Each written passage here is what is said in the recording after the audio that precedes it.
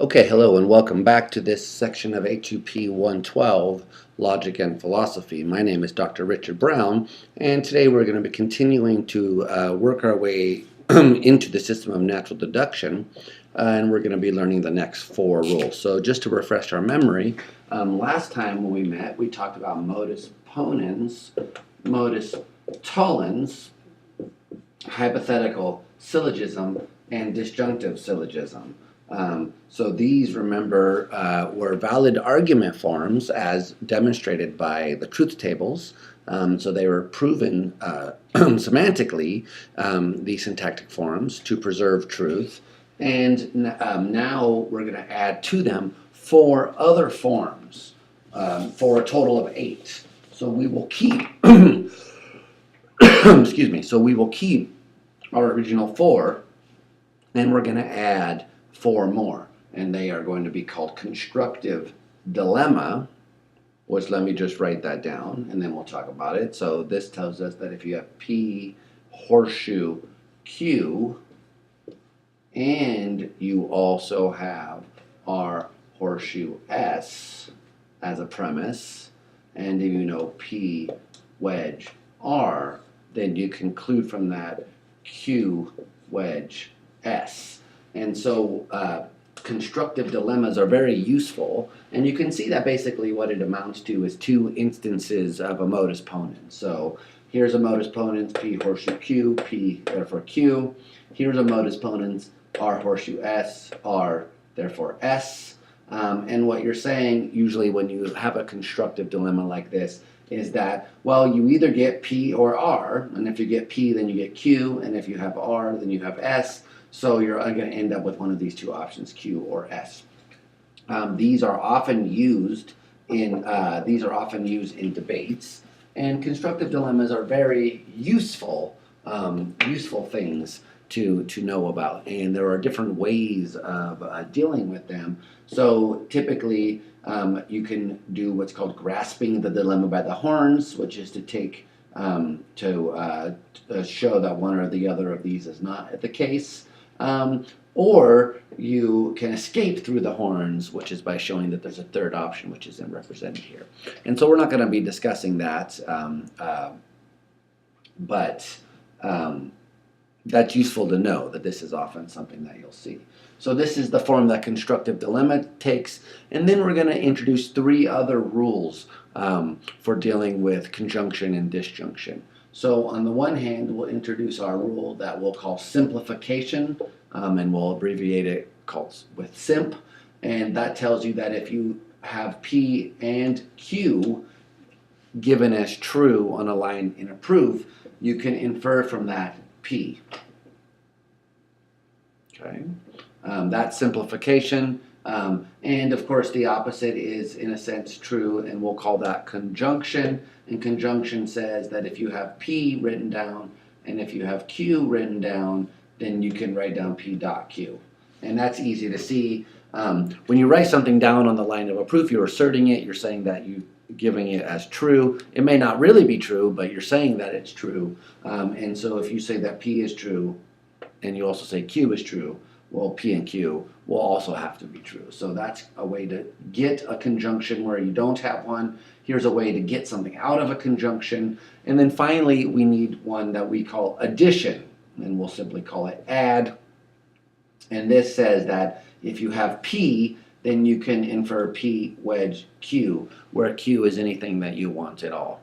And in my experience, addition is somewhat tricky for students to master. And it's not because it's a hard rule, it's just because it feels a little bit like you're cheating when you first do it. So if you have the sentence, it's raining, and then you say, okay, therefore it's raining, or I'm the King of England, that seems like a weird thing to do. But of course, technically, according to the truth table for or, that's a perfectly legitimate thing to do.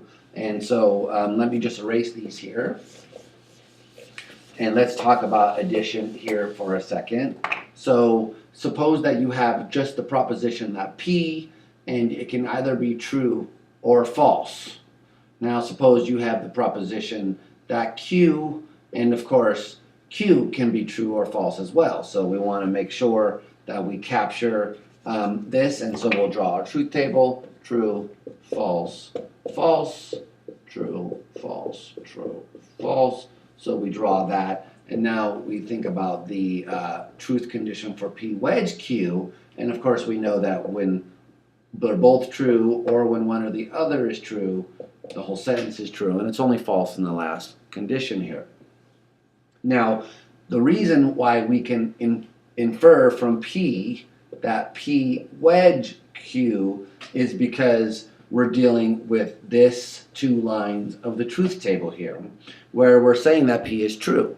So if P is given as true, then if you add something to it using the addition rule, it doesn't matter whether the thing you add is true or false. The overall sentence still comes out to be true. So suppose you add P wedge Q, where P stands for my dog's name is Frankie, and the Q here stands for I'm 1,000 feet tall. So either my dog's name is Frankie or I'm 1,000 feet tall. Well, my dog's name is Frankie. It's false that I'm 1,000 feet tall, but the sentence overall is still true. So often addition is a way to get something that you need. You add something which hasn't shown up before, and it can come in very handy, although students often neglect this as a possibility because it feels like, well, they're just pulling Q out of the air. And in a sense, you are just pulling Q out of the air, but it's allowed because of the truth table. So whenever in doubt, think about the truth tables for the things that we're dealing with, and that'll be a good guide for the way things are. So now we have 8 rules. We have modus ponens, we have modus tollens, we have hypothetical syllogism, we have disjunctive syllogism, we have constructive dilemma, we have simplification, we have conjunction, and we have addition. So 8 rules. And the proofs that we're now going to be constructing could use any of these rules. So let's go ahead and go through a couple of examples. And we'll start with the examples given in the book. So here's one of the arguments they give. So if we have A horseshoe B, and the second premise here is B wedge C, horseshoe to D dot E, horseshoe to D dot E. The third premise is A, and the conclusion is D. And we have these 8 rules that we need to show that this conclusion comes from these premises. Now, the first thing that you want to do in this kind of case, in general, is look at the conclusion and then find it up here in the premises. So we see the conclusion is D, and of course we see D right here. It's wedge to B, wedge C. It's a horseshoe, to B, wedge C. So pretty clearly, if you had B wedge C, you could get this. And now we have a general way of thinking about how to do the proof, and now we can actually do it. So you always start by adding a new line. We have A here. We have A horseshoe B. And then we need to think about, well, are there any rules here we can use? And of course, we can use modus ponens, which tells us that if you have P horseshoe Q and P, then you can get Q. So P horseshoe Q, there's our P, so we can get Q here. And we got that from lines 1 and 3 by modus ponens. Okay, so now we have B. And we noticed that, well, B would be nice to have wedge C to it so that we could get this thing over here down. But we don't have C anywhere, and there doesn't seem to be something we can use to get it. And this is where we'd have to use the addition rule. And so we would write line 5 here, and we're allowed to write B wedge C. And we say that we got that from line 4 by addition. So now we're allowed to do this, remember, because addition says, well, if you know that this is true, then whatever you add onto it with the wedge, you're still going to end up with a true statement, a true proposition.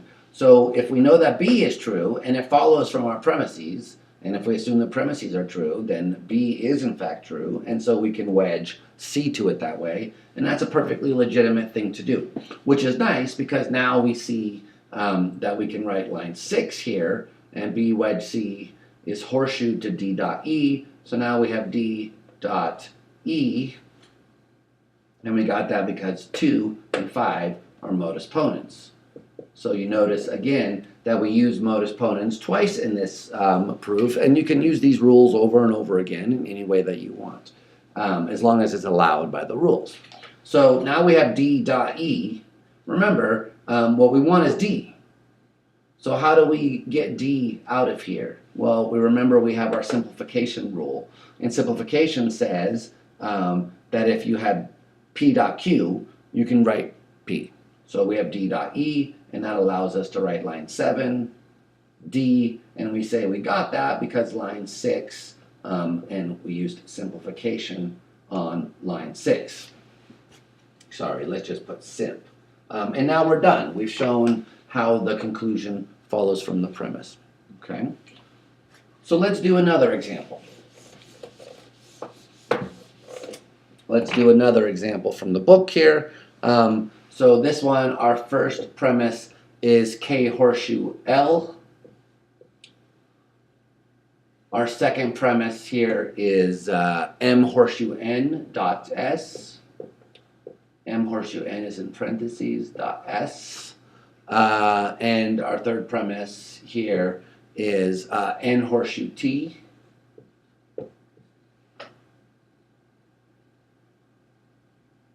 Our fourth premise, K wedge M. Fourth premise, K wedge M. And our conclusion is L wedge T. Conclusion, L wedge T. Okay, so now, as usual, once you have the premises written down or identified, then you want to find the conclusion in the premises somewhere. So we have L wedge T here, and we can look. Well, I see L, but I don't see a wedge T. Okay, I see a T right there, but I don't see L wedge T anywhere. We might use our constructive dilemma. Remember, constructive dilemma says that if you have P wedge Q and you have if you have P horseshoe Q and you have R horseshoe S, and you also know that P wedge R, then you can conclude Q wedge S. This is the form. So, well now it looks like since we have a disjunctive conclusion here and some conditional statements up here in the premises, we might be able to use constructive dilemma to get our premises. So here we have K horseshoe L. Okay, that's very interesting. So that might be our P horseshoe Q here. And we have N horseshoe T. Okay, so that's very interesting. That might be our horseshoe S. And so what we want to find here is, can we get K wedge N? So let's see what we can actually do here and figure out what's going on. Constructive dilemma is going to be useful at some point, but doesn't look obvious immediately that we can use it in any way. So let's go ahead and do what seems like we can do, which is simplify this right here. So remember that simplification tells us if you have a dot, you can take off the left conjunct. So we can write line 5 here, and we can say that we get M horseshoe N. And we got that from line 2 by simplification. Okay, so now we have M horseshoe N, and we have N horseshoe T. So remember that hypothetical syllogism tells us if you have P horseshoe Q and Q horseshoe R, that you can get P horseshoe R. So we can write down now, line 6, which would be M horseshoe T, M horseshoe T, and that's because lines 3 and 5 make a hypothetical syllogism.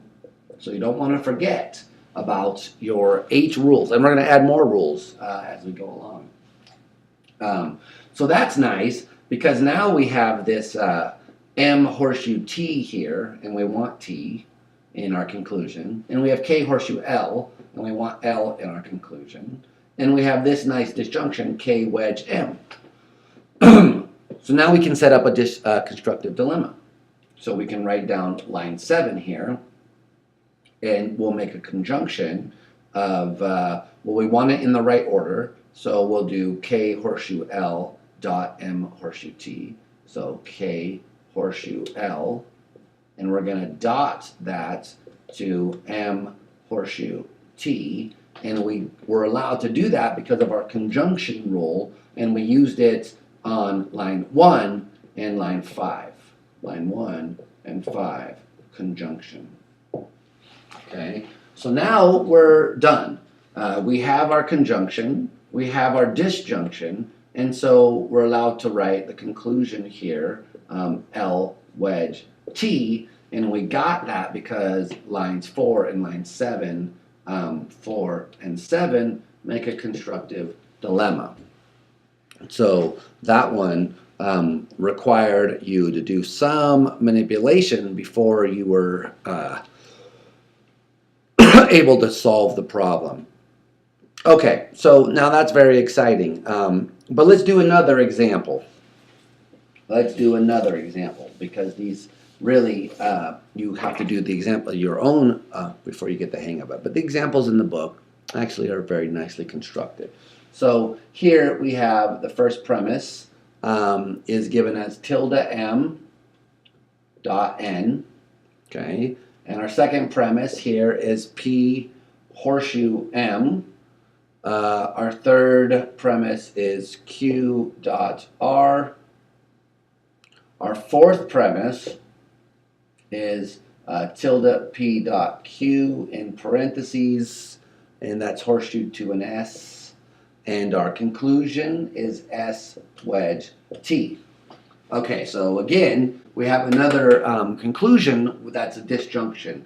So you might think to yourself, constructive dilemma, just like the last one. So let's look at our premises here and see what we have. So we have S here, so that's nice. And it's horseshoe to this tilde P dot Q. So if we could somehow get tilde P dot Q, maybe using conjunction or something like that, and maybe we could get that from here, so we get our tilde P. So it looks like we could get tilde P dot Q and get our S. But where are we going to get T from? Well, there's nothing that's horseshoe to T or which we can use to get a horseshoe with T. So it doesn't look like constructive dilemma is going to be the way to solve this problem. It doesn't look like that's going to be the right path here, but we have a disjunction, and so far as our rules go, constructive dilemma and addition are the only rules that could possibly give us a conclusion of the disjunction, unless it was already, horseshoed or dotted to something else. So it looks like what we're going to have to do is get S and then use addition, and we just figured out how we could get S. So let's go ahead and do that then. Okay, so we can write down line 5 here, and we want to get Q from Q dot R. So we'll write Q, and we got that from line 3 by simplification. Now we're not allowed to write R, although later we'll learn a rule that allows us to switch these, and then we could get R. But for right now, we can only, the rules we're using, and they vary depending on who you talk to and so forth, and the way they're set up. But the rules as given in the Hurley text and the way we're using it, we're only allowed to take the left conjunct. Okay, so now we have Q. That's going to come in handy, and we know we're going to need it. But we need to get this tilde M out of there. So we'll write down line 6. Tilde M. And we got that from line 1 by simplification. Okay, so that's good. Because now we have P horseshoe M. And we have tilde M. And of course, modus tollens says if you have P horseshoe Q and you know tilde Q, you get tilde P. So that's going to give us a tilde P here, which is nice. So we get tilde P, and we got that from lines 2 and 6. 2 and 6 by modus ponens. Okay, so we have our tilde P and we have our Q, and so we want to make this term, and we're going to use conjunction to make that term. So we write down line 8, and we say, making sure it's in the right order, tilde P dot Q, and we got that from lines 5 and 7 by conjunction. 5 and 7 by conjunction. Okay, so now we're cooking with gas and we're almost done. So we can say, we can use modus ponens to get S here. So we write line 9, and we say we get S because lines 4 and 8 make modus ponens. Okay, so now we have S, and there's nothing else that we could do which would help us here. So we need to get S wedge T. T doesn't appear anywhere. We can use addition, and we can write line 10, S wedge T, and we got that from line 9 by using addition. Now again, it may seem like cheating to say, well, look, here's S, and I'm just going to wedge T to it. But of course, the truth tables allow you to do this. Notice it wouldn't work with anything except disjunction. So if you have P and you dot Q to it, it really matters whether Q is true, because P dot Q depends on both of them being true for the overall statement to be true. So you can't simply add any statement that you want, any proposition, and still get something true. But with a wedge, the way the inclusive disjunction works, that allows you to do it.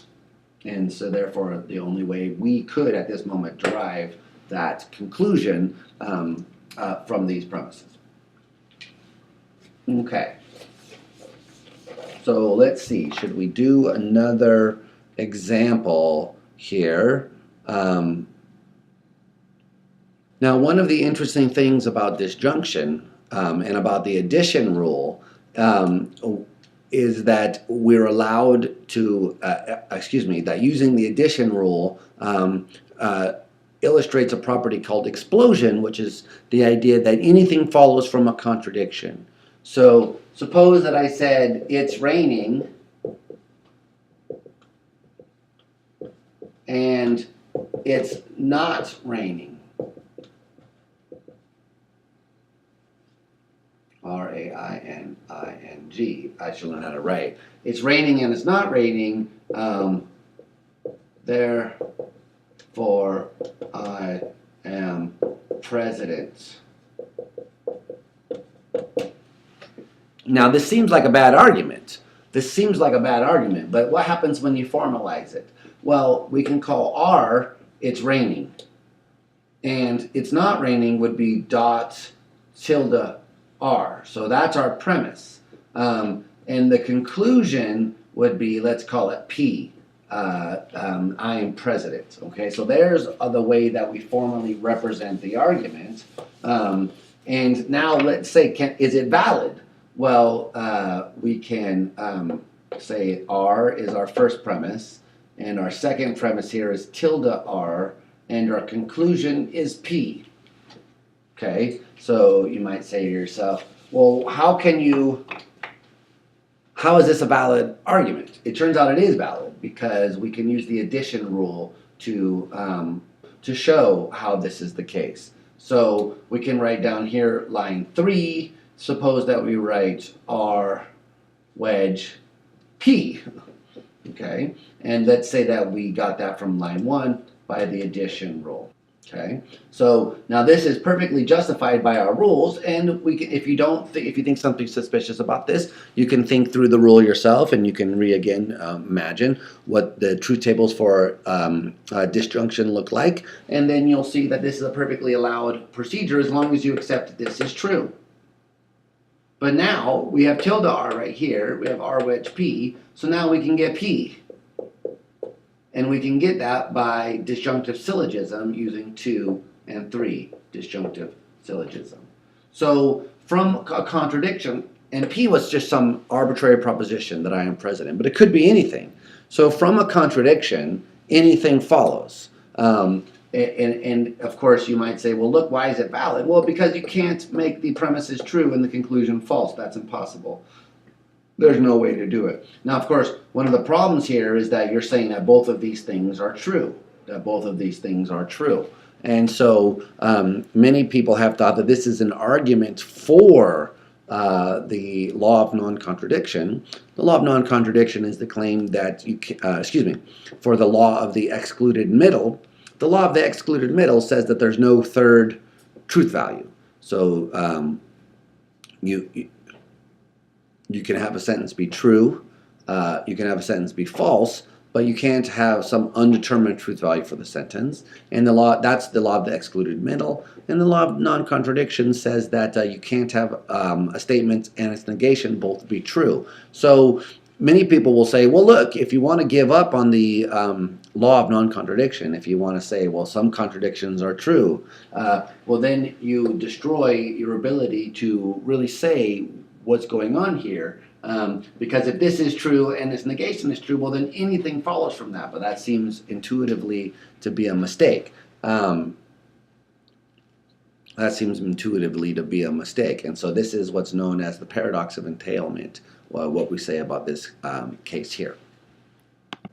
Okay, so let's do one more example before we leave this section. In this one, we'll do some example with translation. So this comes from the book.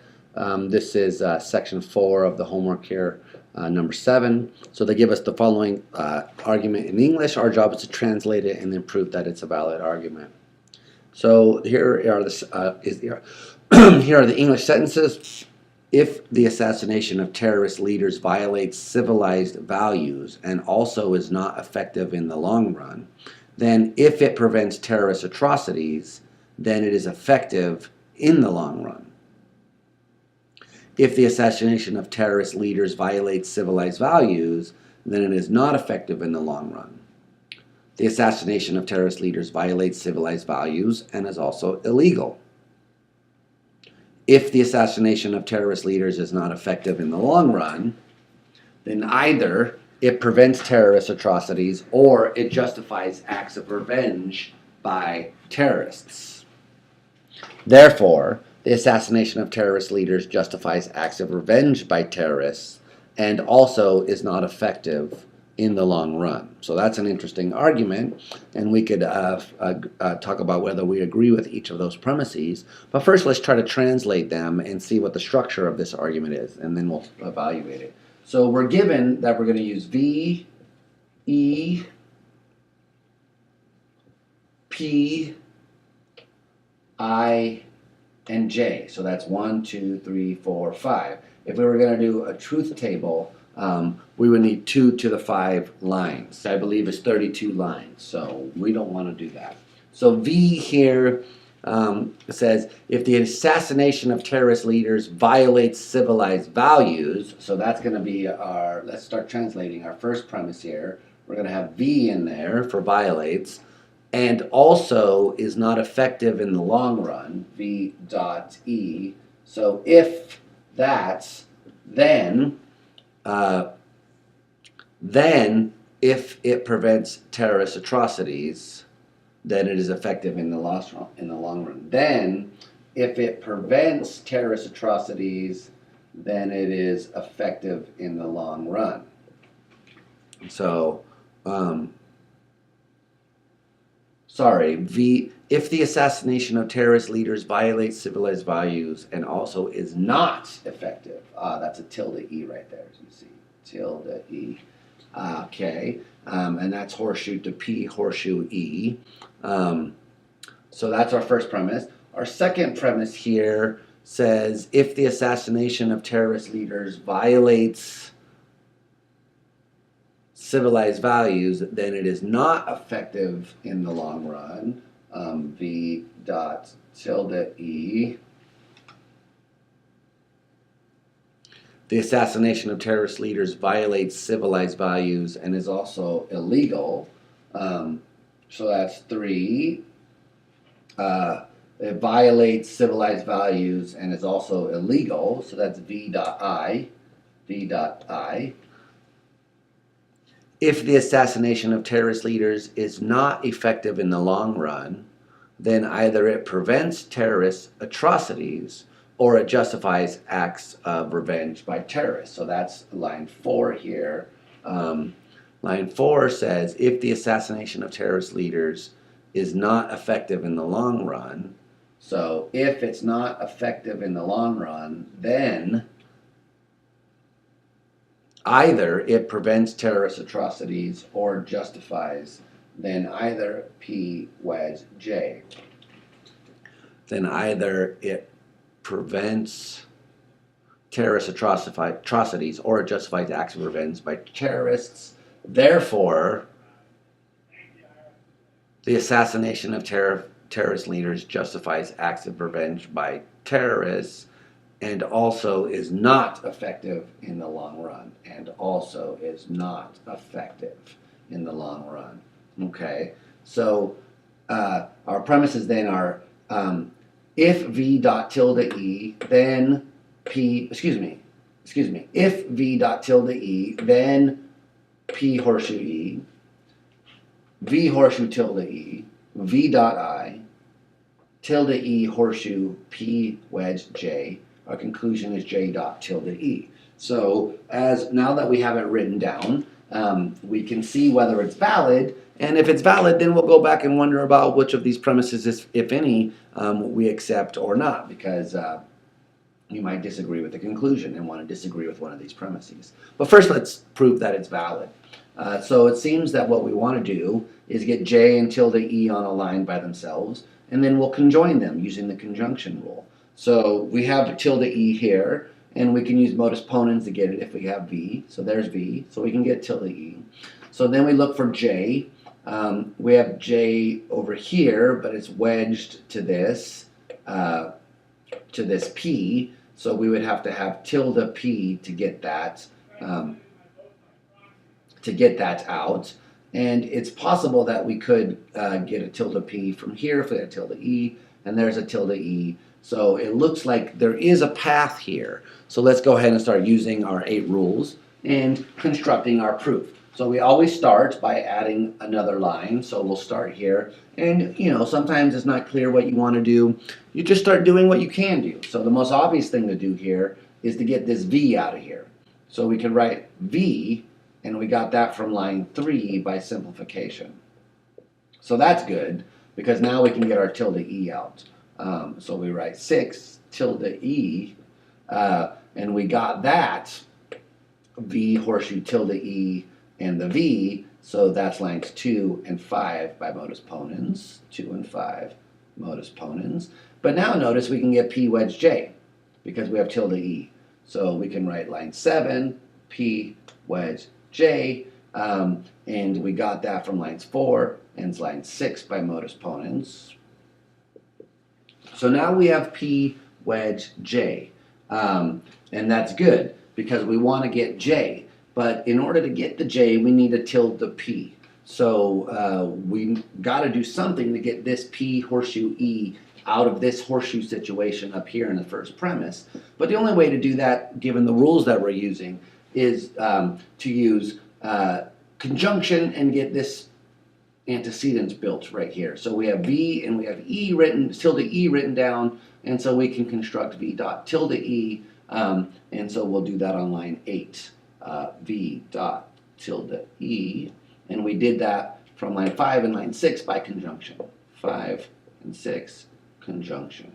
Okay, so that's good. Now we can get p horseshoe e. So we'll write line 9, p horseshoe e, and we got that from lines 1 and line 8, line 1 and line 8, using modus ponens. Okay, so now we have p horseshoe e, we have tilde e here, so we can get our tilde p, which is what we wanted. So we'll write line 10, tilde p, and we got that from line 6 and line 9, line 6 and line 9 by modus tollens. Okay, so now we have our tilde p, and we want to use that on line 7 to get our j line here. So we'll write line 11, and we write j, and we got that because of line 7 and line 10, line 7 and 10 by disjunctive syllogism. So we're not finished yet, so let me come up over here, although we're almost finished, because what we want to get for the conclusion is j dot tilde e. We've just got our j here in line 11, and we have our tilde e up here in line 6. So we can complete the proof, and I'll write here line 12, j dot tilde e, and I got that from line 6 and line 11 by conjunction. So that's how you would go from some English sentences and then show that the argument's valid. So this conclusion does follow from these premises. Now remember, going back to the original English, the conclusion is, therefore, the assassination of terrorist leaders justifies acts of revenge by terrorists and also is not effective in the long run. So if you accept these premises, then that conclusion follows with necessity. But you might not accept these premises. So let's go back and remind ourselves of the premises. The first one says, if the assassination of terrorist leaders violates civilized values and also is not effective in the long run, then if it prevents terrorist atrocities, then it is effective in the long run. That's a weird way of putting it, and you might think that sentence sounds strange. But in order for that sentence to be false, it would have to be true that V dot tilde E, but false that P horseshoe E. And so you might wonder whether you think that or not. And let's go ahead and put that on the table for right now and look at the next premise, which says, if the assassination of terrorist leaders violates civilized values, then it is not effective in the long run. And that might be a contentious statement. You might think, look, it does violate their civil rights, but it's still effective in the long run. And so you might think that this premise is false. Someone could attack this premise. Or they might attack this, the third premise, which says that it does in fact violate them, and it's also illegal. The assassination of terrorist leaders violates civilized values and is also illegal. You might want to attack that premise. Is it really illegal? Does it really violate their rights in this way? That would be a different way of attacking them than here, because here someone would say, yes, I agree that it violates their rights, but I deny that it's effective in the long run. Or you might accept that that relation holds and then want to deny that it violates their rights. Or you might want to attack the fourth premise, which says that if it's not effective in the long run, then it either prevents terrorist atrocities or justifies acts of revenge. You might say, well, look, this over here is false, or at least the J part of it is false. So now I'm not saying that you should come down one way or the other. What I'm trying to get you to think about here is what it is that we do when we're using this logic. So part of it is just learning how to manipulate these symbols up here according to the rules. That's part of what we're doing. But there's another part of what we're doing, which is trying to think about how we do philosophy with logic. So if someone gives you this argument, you can formalize it and say, yes, your argument is valid. If these premises are true, then that conclusion does in fact follow. And we can prove that in this way. Here's the proof of it. But you might wonder whether these premises are in fact true. And if you deny, let's just say for sake of argument, if you deny this premise, if you say, I think this premise is false, well then you don't have to accept the conclusion. It doesn't show that the conclusion is false. It does, in fact, though, suggest that you don't have to believe that the conclusion is true. Because the valid argument just says, if this is true, then those will be true. Okay, so that's a good example.